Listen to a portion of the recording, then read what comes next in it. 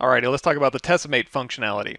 I'm going to start with a moose head that we made way back in our original first couple videos. If you want, you can hit the comma key, bring up your lightbox, and you can go to your tool menu, and you can load up any one of these objects and do the exact same thing. So let's go ahead and hide that, and I'm going to go down here to Geometry, Tessimate. Now, just like when we were talking about the brush settings, if we go over here to Stroke, Sculptris Pro, we can turn that on. And we were talking earlier in the other videos about adaptive size and combined doing both tessellation, which is automatically upresing or tessellating your geometry, as well as decimating, which is with combined turned on, removing geometry as needed to maintain a nice consistent flow.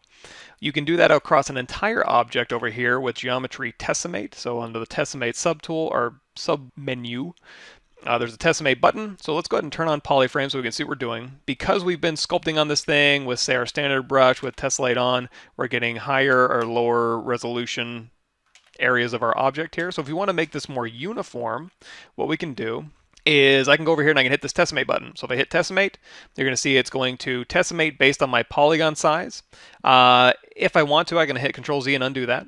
And I can also set this polygon size on the fly. So if I drag this up, you're going to see it's going to get lower resolution with a higher polygon size. So as your polygons get a bigger size, your resolution's going to automatically drop. So as I continue to drag this to the right, you're going to see it's going to get lower and lower. And the opposite is true, of course. If I go below 1 to a decimal, it's going to get higher and higher. Now, just like when we were talking about under the stroke menu having that combine turned on, we have the ability with tessellate on and decimate on to both lower and raise my polygon size, or make my density higher and my polygon size bigger, or my density lower. However, if I change this, I can hit 1 and then enter. That's going to put me back at the 1, or I can hit Control Z to undo, and now I'm back with my original mesh. If I turn off tessellate, that means I have decimate still turned on, so I can make my polygons bigger, but if I keep dragging this down, eventually I'm going to hit a threshold to where it's not going to make my polygons any smaller because I've removed that functionality. So let's go ahead and turn that back to 1 and hit Control Z.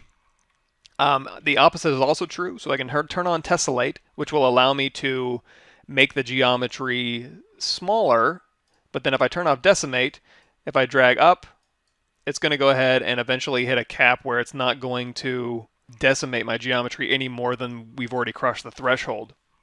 So you can see, you can kind of dial in where your threshold is.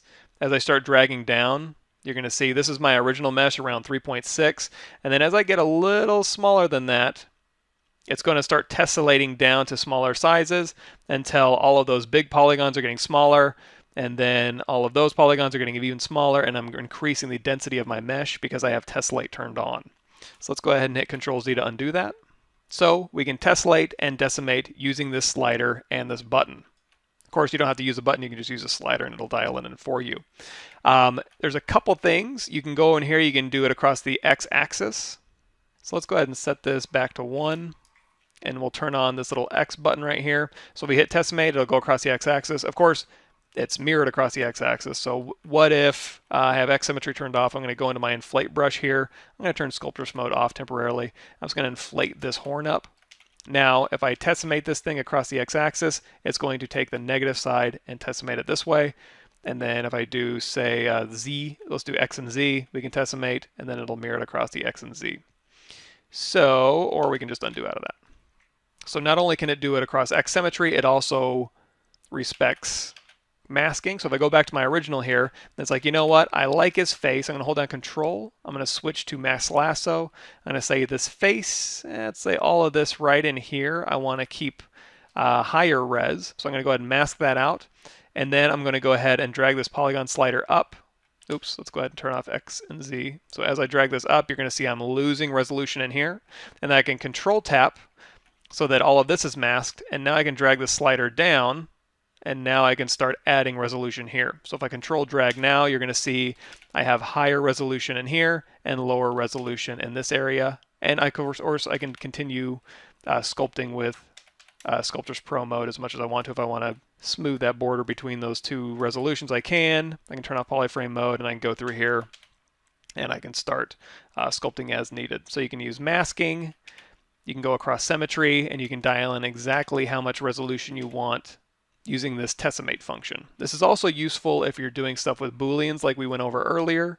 You can kind of use this instead of using Dynamesh if you want.